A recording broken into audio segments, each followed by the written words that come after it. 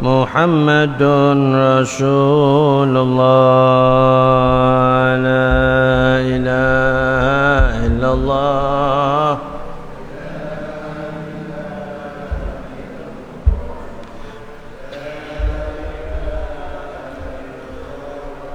يا رب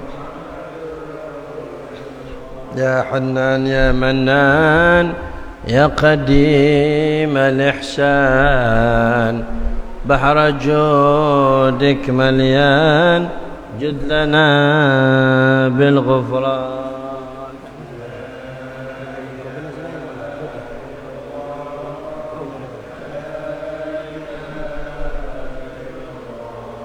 لا إله إلا الله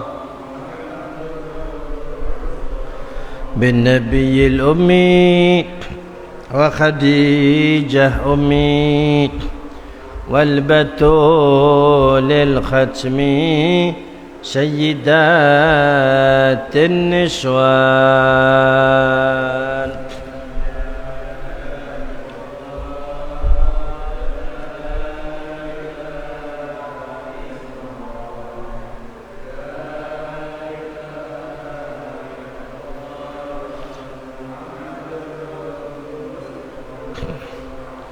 ربنا نستعفيك ربنا نسترضيك ولنا ظن فيك يا رجاء أهل الإيمان لا إله إلا الله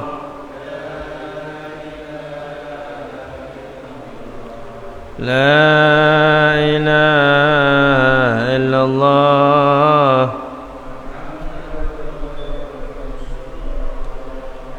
بالنبيين الجم من أبينا آدم وبنوح الأقدم وخليل الرحمن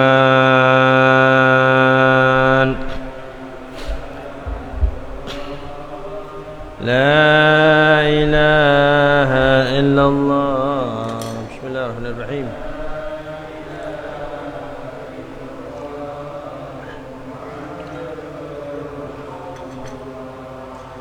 بأهل تربى بشار والفقيه المشهار وبآل علو الأبرار من بهم حالي زال لا إله إلا الله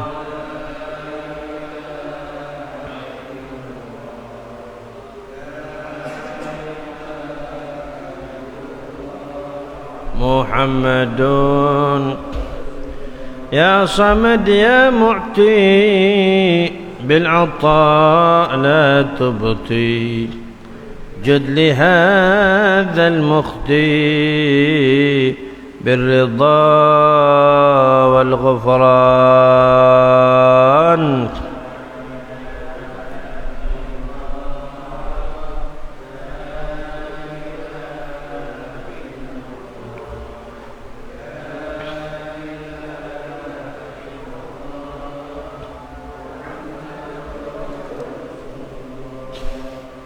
جد لنا بالمطلوب والفرج مثل أيوب وبفرحة يعقوب حين زالت الأحزان لا إله إلا الله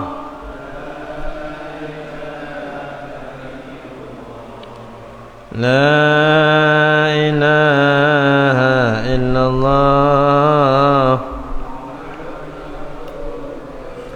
الفقير المحضار قائما بالأسحار قائلا يا ستار جد لنا بالغفران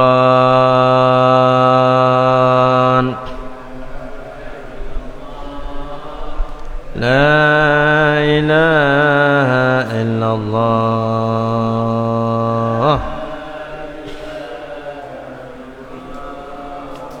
محمد رسول الله والصلاة الدائم على النبي بن هاشم عد من هو قائم بالعبادة سحران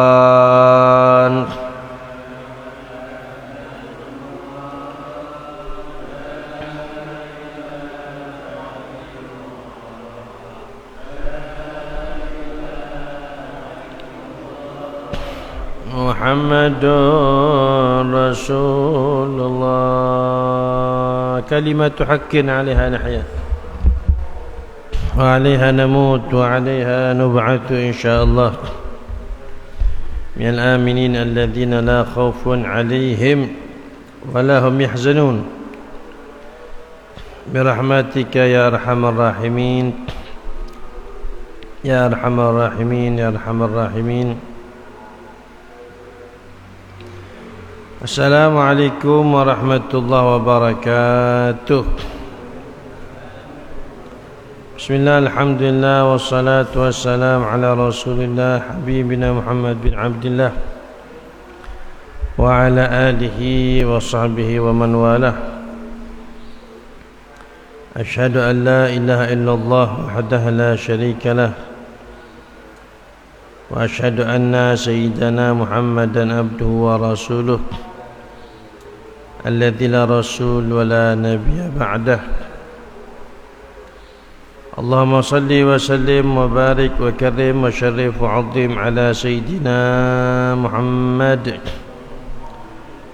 miftahi babi rahmatillah adada ma fi ilmillah salatan wa salaman daimain bidawami mulkillah wa ala alihi wa sahbihi wa man walah wa la hawla wa la quwwata illa billah. Rabbana iftah bainana wa baina qamina bil haqq wa anta khairul fatihin, amma ba'd.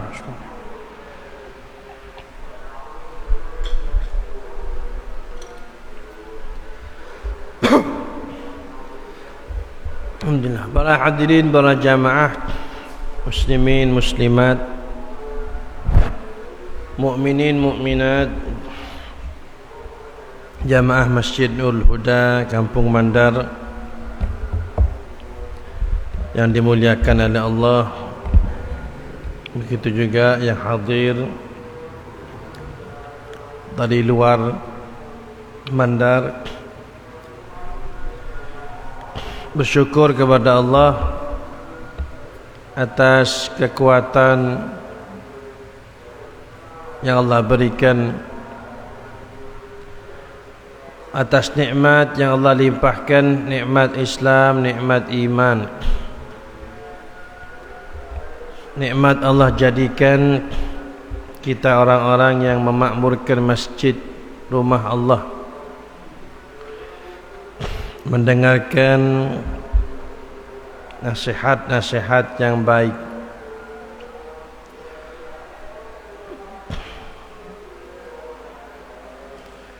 mendengarkan ilmu-ilmu yang semoga bermanfaat, sehingga semoga kenikmatan kita bersambung sampai surga Allah Subhanahu wa taala. Melanjutkan apa yang kita baca bersama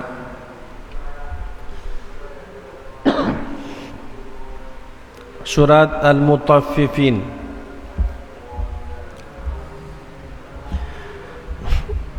Allah memulai dengan kalimat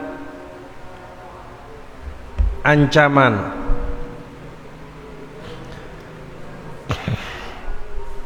Ya, Al-Quran ini isinya di antaranya ada harapan, ada ancaman. ada sesuatu yang membuat targhib, membuat semangat, ya. Ada juga firman-firman Allah yang berisikan ancaman. Karena manusia ini, Bapak Ibu, ada yang diberikan sesuatu yang sifatnya harapan-harapan, dia mau, dia sudah kena katut.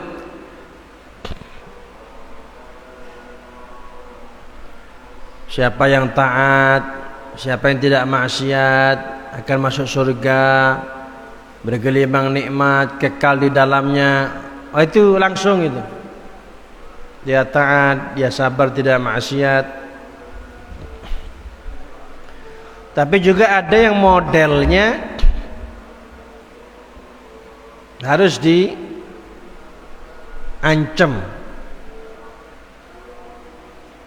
Ya, harus diancam. Kamu tidak taat, kamu maksiat, neraka dah. Dihukum. Sehingga ini menjadi hikmah yang bisa kita pelajari dan kita ambil di kehidupan kita, masyarakat kita seperti itu. Diberikan dorongan, ini diberikan iming-iming berupa hadiah, berupa apresiasi, berupa penghargaan. Siapa yang berbuat baik, siapa yang tidak berbuat jelek. Tapi ada sebagian tidak bisa, harus diberikan ancaman. Awas, tidak boleh.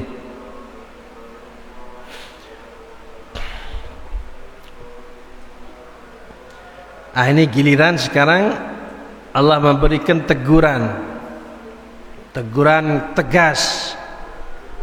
Karena Bapak Ibu pelakunya tidak sedikit. Siapa itu? Lil mutaffifin, orang-orang yang mencuri timbangan, orang-orang yang tidak adil di dalam timbang menimbang, orang-orang yang tidak sportif mainnya ketika takar menakar. Sehingga Allah tegur dengan tegas, wailun, awas, wailun. Ini kalimat yang bermakna hukuman.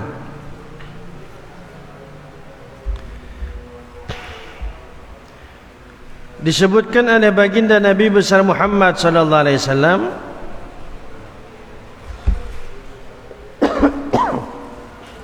tentang orang-orang yang bermain tidak sportif, orang-orang yang bermain curang di dalam timbang menimbang, nakar menakar. Nabi bersabda, khamsun bi khamsin, 5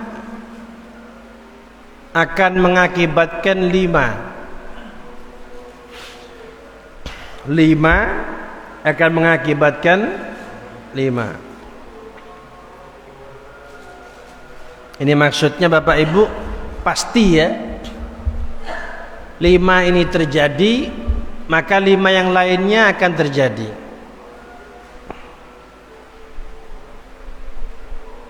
Yang pertama, mana qadal ahda qaumun illa sallatallahu alaihim aduwahum. Tidaklah sekelompok orang ingkar kepada janji tidaklah sekelompok orang merusak perjanjian, maka kecuali pasti Allah akan kuasakan kepada mereka musuh-musuh mereka. Kalau sudah melanggar aturan, melanggar perjanjian, maka pasti yang terjadi musuh yang akan menguasainya. Perjanjian diingkari, perjanjian demi perjanjian, kesepakatan demi kesepakatan dikhianati.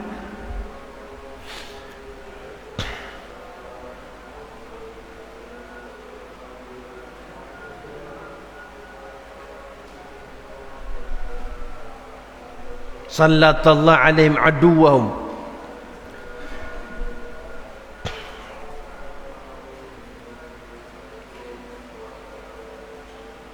yang nyuri dihukum sekian tahun, perjanjian tok tok, terjadi kasus pencurian, kok kebetulan yang nyuri dari strata masyarakat miskin, berjalan kesepakatan dihukum. Kok suatu hari di kemudian hari terjadi pencurian lagi, yang nyuri kebetulan strata keluarga terhormat. Ternyata kemudian terjadi nego di belakang, deal tidak jadi dihukum, tajam ke bawah tapi tumpul ke atas. Kesepakatan tidak berjalan, dikhianati. Apa yang terjadi? Musuh menyerang.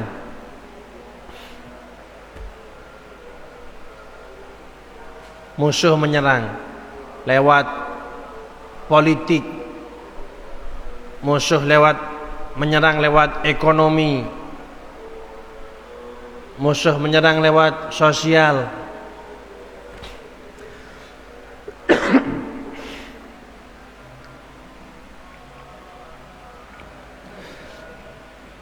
Awalnya tidak punya musuh, musuh datang karena dilihat sama musuhnya, oh ini kekuatannya lemah ini.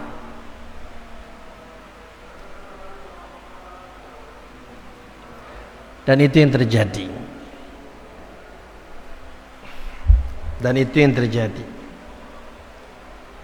Sehingga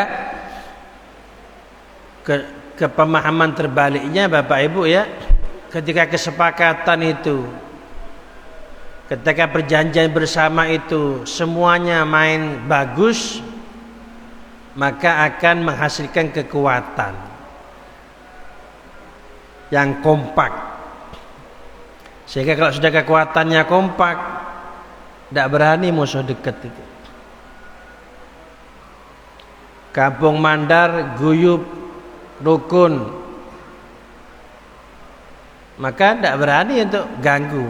Tapi kalau dilihat sewang-sewangan, apa bahasa Indonesianya sewang-sewangan? Terpecah belah.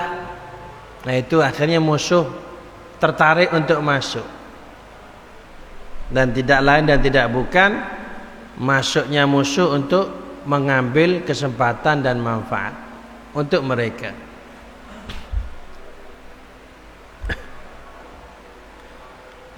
Nabi yang bilang, tidak mungkin salah, kan begitu?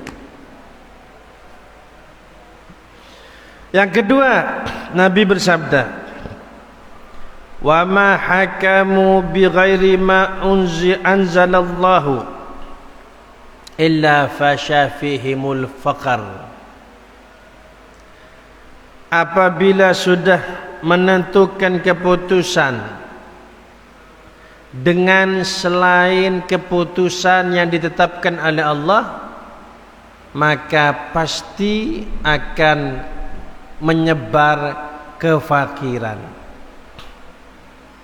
Nabi yang bilang, kalau sudah keputusan demi keputusan tidak menggunakan keputusannya Allah, Al-Quran, Al-Hadis, nasihatnya ulama Ahlus Sunnah Al-Jamaah, maka yang terjadi kefakiran, kemelaratan akan terjadi di mana-mana. Kelaparan, tindak kriminal semakin meningkat, pencurian, pengambilan hak. Mohon maaf, dulu masih kecil, masih SD, SMP, pahamnya diri ini bapak ibu yang nyolong ini orang tidak punya, kan gitu ya. Yang nyuri ini orang miskin. Tambah besar tambah ke belakang, ternyata yang miskin kalau nyuri dibandingkan yang sugih jauh yang dicuri. Yang miskin nyurinya mungkin wedhus 1, ayam 1. Itu kadang-kadang ketemu, kadang-kadang kurang lihai, nyurinya kurang lihai. Tapi ternyata yang nyuri sekian miliar, sekian triliun, ternyata rumahnya tidak ada yang jelek itu. Mobilnya 3, 5 mobilnya. Pakun ngecok.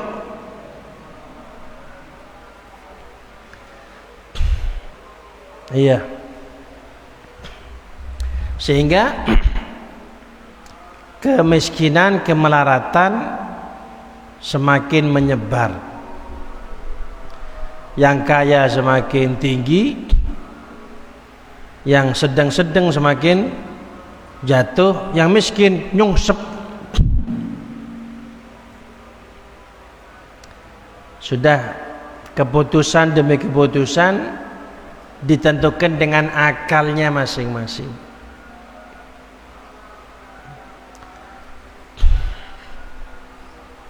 Nas'alullah salama, nas'alullah al-afwa wal afiyah. Sehingga Bapak Ibu, bagaimana terus kemudian ke depannya bertekad di dalam hati memohon pertolongan kepada Allah.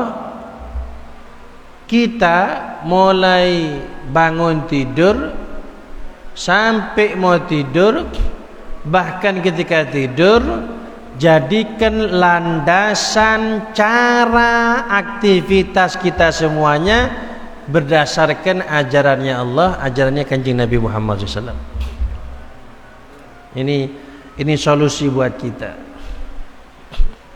Sehingga dengan sabdanya Nabi ini berarti pemahaman terbaliknya, orang itu kalau mengikuti aturannya Allah, aturannya Kanjeng Nabi, tidak mungkin melarat.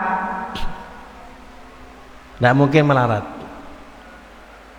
Ada aja dilancarkan sama Allah. Cuman jangan kita jadi juri Bapak Ibu ya. Qaula pun salat bim abojeng lestari mak kipa kun nika. Ngane kata ubah. Kalau eksekusinya terserah Allah. Artinya orang itu kalau mengikuti aturannya Allah, aturannya Kanjeng Nabi Muhammad, tidak mungkin melarat. Dia makan, istrinya makan, anaknya makan. Dia hidup, istrinya hidup, anak-anaknya hidup. Ada aja nanti. Ada saja. Dan jangan panjang-panjang mikirkannya, kan gitu. Gimana nanti sebulan lagi, setahun lagi gimana? Cugelu. Terlalu jauh. Yang penting diyakini orang itu ketika bangun tidur sampai mau tidur dan ketika tidur berusaha untuk menerapkan aturannya Allah, aturannya Kanjeng Nabi Muhammad, dia tidak mungkin melarat.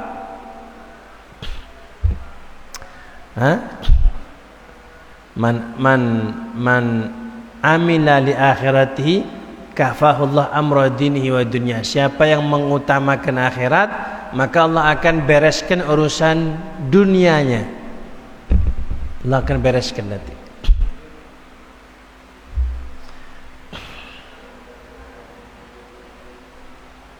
buat kita, istri kita, anak kita. Pakai aturannya Allah, pakai aturannya Kanjeng Nabi Muhammad. Salat, tutup auratnya yang perempuan, yang laki jangan sampai ada maksiat di rumah, ada ngaji Quran. Yang ketiga, Nabi bersabda, wa ma dhaharat fihimul fahishah ay azina illa fasha fihimul mautu. Dan apabila sudah mulai tampak perbuatan keji, yaitu perzinaan, maka pasti akan tampak dengan nyata banyak kematian. Banyak kematian. Nasallallahu salamah, nasallallahu al-afwa wal afiyah. Makanya Bapak Ibu ya, peningkatan perhatian kita setelah kita memohon kepada Allah, usaha kita untuk terus perhatian kepada anak-anak kita, laki-laki juga perempuan. Sama sekarang sudah tidak laki tidak perempuan. Kita perhatikan terus, jangan sampai ada hubungan wal'iyadzubillah di luar pernikahan. Angge.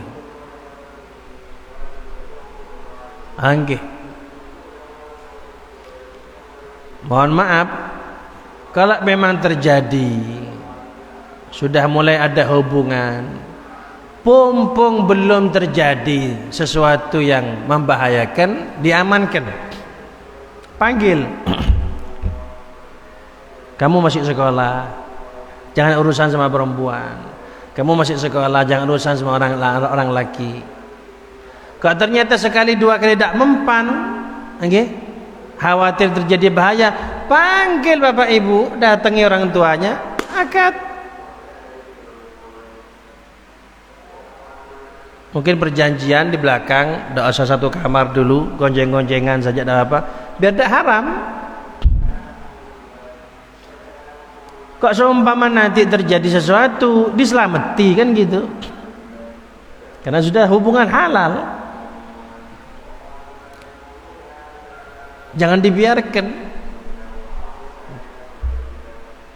Nanti kan kalau dinikahkan beb, butuh selamatan tak cukup 50 juta sekarang beb. Tak usah selamatan. Undang saya sendiri sama Pak Pret sama Pak Ishak, bertiga cukup sudah.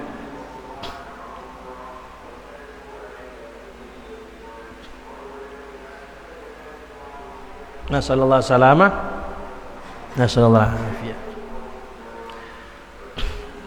Artinya bab ini saya panjangkan, tidak usah ngomong panjang-panjang, sudah ngerti ini. Bagaimana begitu menakutkannya.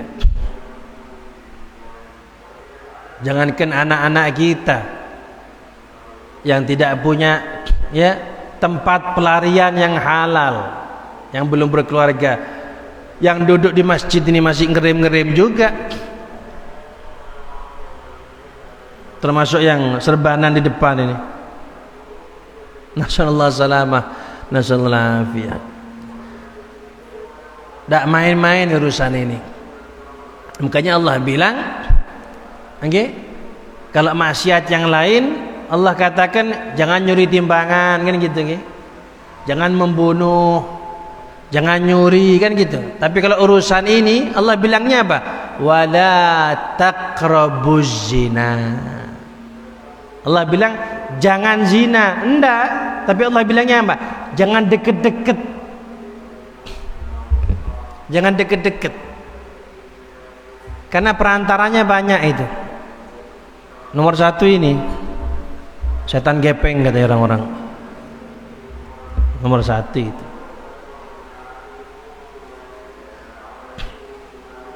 Begitu ya. Jangan main-main. Nabi Musa pernah didatangi iblis. Katanya iblis, Musa, sampean makhluknya Allah, saya juga makhluknya Allah. Saya ini pernah berbuat dosa, saya kepingin tobat Musa, sampaikan sama Allah, saya mau minta maaf. Ini iblis Bapak Ibu. Disampaikan sama Musa, ya Allah, iblis mau minta maaf, ya Allah mau tobat. Katanya Allah, oke, siap, saya terima tobatnya. Syaratnya satu, sujud ke kuburannya Adam. Kan dulu iblis di surga disuruh sujud ke Adam, tidak mau kan Bapak Ibu? Allah marah kan, dilaknat sama Allah, dikutuk. Katanya Allah, sujud ke kuburannya Adam, langsung saya terima tobatnya. Pulang Nabi Musa ketemu iblis, kata Nabi Musa, iblis beres, sampean diterima tobatnya. Syaratnya satu, datang ke kuburannya Nabi Adam, sujud sampean di situ. Apa kata iblis? Adam hidup saya tidak sujud, mati suruh sujud. Oh ini penyakit kalau sombong ini. Ini kata ulama, penyakit kalau sudah sombong ini. Tinggal sedikit sukses ini, gara-gara sombongnya tidak mau, hancur terus. Terakhir iblis bilang, Musa, saya mau balas jasa Musa. Engkau telah menyampaikan hajat saya mau balas jasa. 3, saya sebutkan satu saja. Katanya iblis, Musa, jangan jenengan, ini saya terjemahkan langsung. Jangan jenengan berduaan dengan perempuan di tempat yang sepi.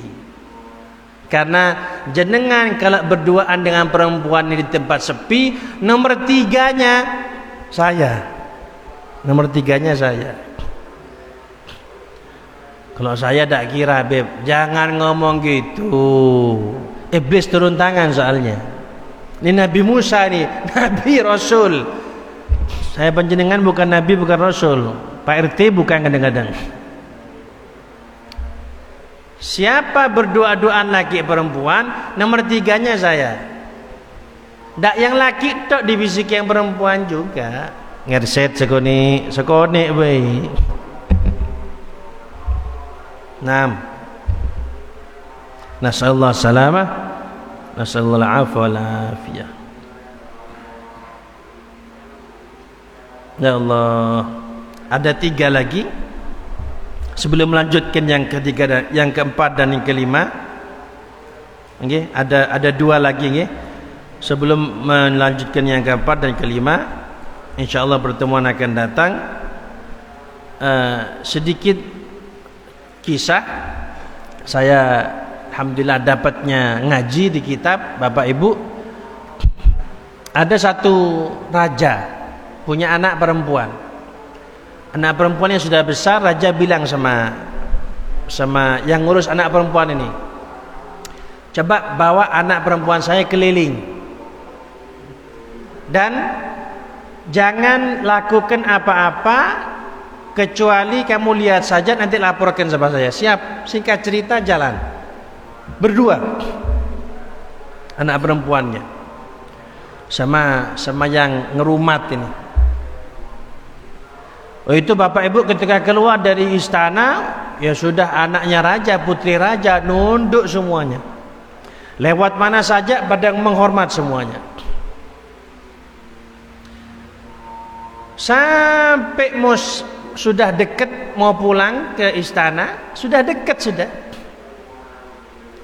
Kok tiba-tiba Bapak Ibu mohon maaf, ada satu orang mendekat sama putri ini dengan beraninya, langsung melakukan sesuatu yang tidak senonoh. Tidak sampai zina ya, tidak. Cuman melakukan pelecehan. Sebentar saja langsung lari. Pesannya raja, suruh lihat saja. Begitu masuk ke istana, sudah ditunggu sama raja, ditanya, gimana? Diceritakan sama yang ngawal ini. Mulai keluar dari istana raja, tak terjadi apa-apa raja. Terakhir raja sudah sampai di depan sini. Ada satu orang mendekat, langsung ini ngambung, langsung lari terus. Pesannya jenengan suruh lihat saja, tidak usah ambil tindakan. Ya kami ngelihat saja. seketika Bapak Ibu langsung sujud raja ini. Terdengar suara dalam sujudnya, ya Allah, alhamdulillah engkau tidak membalas melebihi apa yang pernah saya lakukan. Sehingga Nabi pernah bilang, birru aba'akum tabirukum abna'ukum wa'ifu an nisa'in nas ta'iffa nisa'ukum. Jaga perempuan orang, perempuan kamu akan dijaga sama Allah. Sehingga abah saya almarhum kalau sudah nerangkan hadis ini, beliau sering ngasih permisalan seperti ini. 1 tambah 1 sama dengan, kan mustami'in bilang 2, tidak mesti. 1 ayam ditambah 1 moseng, jadikan 1 kandang, besoknya ya tinggal berapa? Tinggal 1. Bahkan ada penghitungan belum selesai, 1 Nabi Adam ditambah 1 Siti Hawa sama dengan, belum selesai penghitungannya. Jadi ternyata 1 tambah 1 tidak harus 2. Tapi siapa yang goda perempuan orang, perempuannya akan digoda. Kecuali yang tobatnya, taubatan nasuha. Rabbana fa'na bima 'allamtana. Rabbi 'allimna alladhi yanfa'una. Rabbi faqihna faqih lana. Wa qarabatil lana fi dina mal kutri uta wa dzakar. Allahumma hassin furujana min al-fawahish. Ya Allah, jaga kemaluan kami dari perbuatan yang keji dan mungkar. Wa tahhir qulubana minan nifaq. Ya Allah, bersihkan hati kami dari sifat-sifat munafik. Wa tuhbina wal muslimin. Ya Allah, lembutlah kepada kami dan orang-orang Islam. Al-hadiniyah li kulli niyyah salihah. Wa ila hadratin Nabi Muhammad sallallahu alaihi wa alihi wasallam. Barakallahu. Al-Fatihah.